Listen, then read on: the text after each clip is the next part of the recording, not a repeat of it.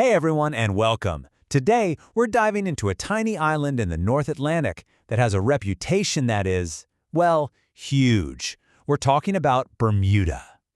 So, let me ask you something.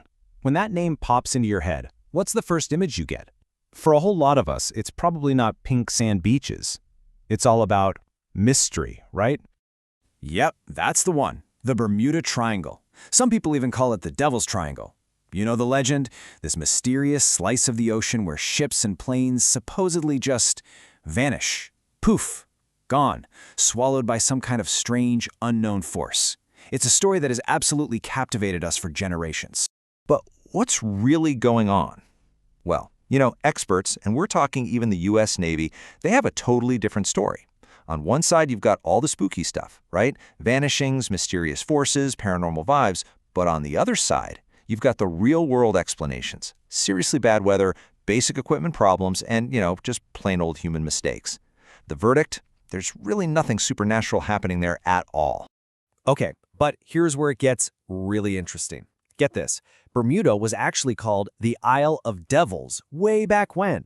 But, and this is the key part, it's got nothing to do with those spooky triangle stories. The real reason is way cooler, and it's going to be our launch pad for discovering the real Bermuda.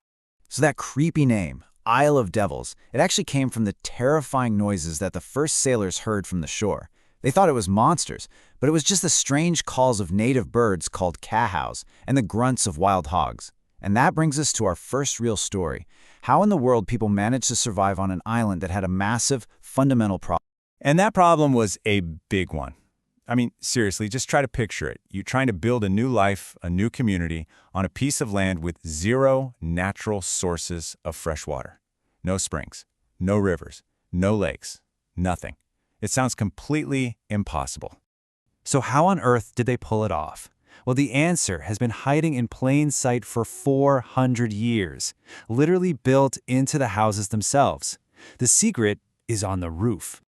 Okay, so check this out. Every single one of those iconic white Bermudian roofs is basically a brilliant, self-contained water factory. When it rains, the water hits the white, stepped limestone. Now, those steps aren't just for looks. They're designed to slow down the heavy rainfall so it doesn't just gush right off. Gutters then catch all that water and funnel it down into a giant storage tank built right underneath the house. It's genius. Every single home is its own private water source. And this isn't just a clever idea they came up with. It's the law. Building codes actually require that for every square foot of roof you have, you need to have 8 gallons of tank space. That's how they make sure not a single drop of that precious rain goes to waste. All right, so we've seen this incredible ingenuity on a small scale, right? Now, let's zoom way out and look at how this tiny, isolated island ended up having a huge impact on the entire world, especially during one of the most critical conflicts in human history, World War II. Because of its location, Bermuda was just crucial for the Allies. It kicked off in 1940 with a deal for a U.S. military base. A year later, the people of Bermuda themselves raised enough money to buy 4 Spitfire fighter jets for the British. Then in 42, Winston Churchill himself makes a secret visit. And get this, by 44, they were secretly bringing a captured German U-boat with all its code books right to the island. But honestly, one of the most mind-blowing stories has to be the Imperial Censorship Station.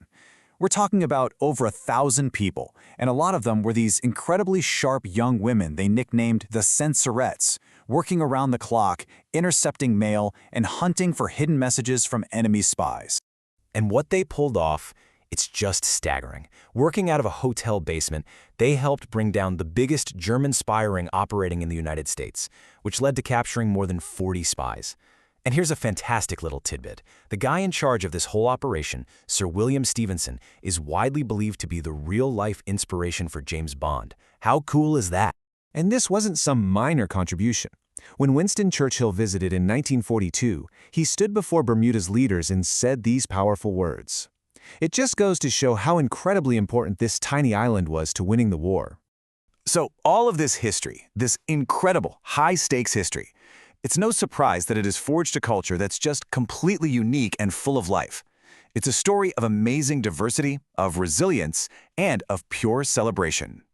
And you really can't talk about Bermuda's culture without understanding its deep and sometimes difficult past, which includes the brutal history of slavery. But it's also a story of resilience, embodied by people like Mary Prince. She was born into slavery in Bermuda, and her autobiography became this incredibly powerful testimony that was a major force in the movement to abolish slavery.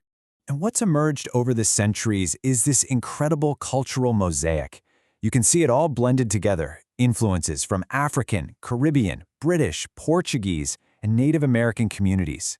They've all left their mark on the island's traditions, its food, its music, its very identity. And if you want to see the heart and soul of Bermuda in one place, look no further than the Cup Match. It's this massive 2-day national holiday that's all about a cricket match. But it's so much more than that. It commemorates Emancipation Day, and it is the biggest cultural event of the year. The whole island basically splits in two. You're either for St. George's, repping the East End in light and dark blue, or you're for Somerset, from the West End in their red and dark blue. It's this huge, passionate, but super friendly rivalry that really just brings everybody together.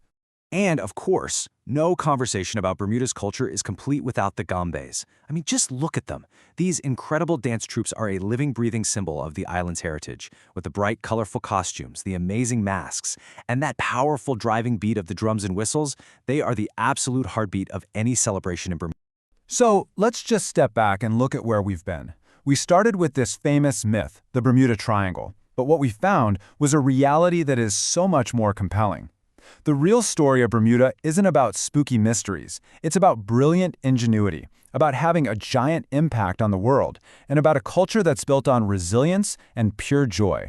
And that really makes you think, doesn't it? We just peeled back one layer of one myth about one island. It begs the question, how many other places or even people do we do this to? We define them by one simple, easy story, and we're totally missing the rich, complicated, and frankly, way more interesting reality just waiting for us to find.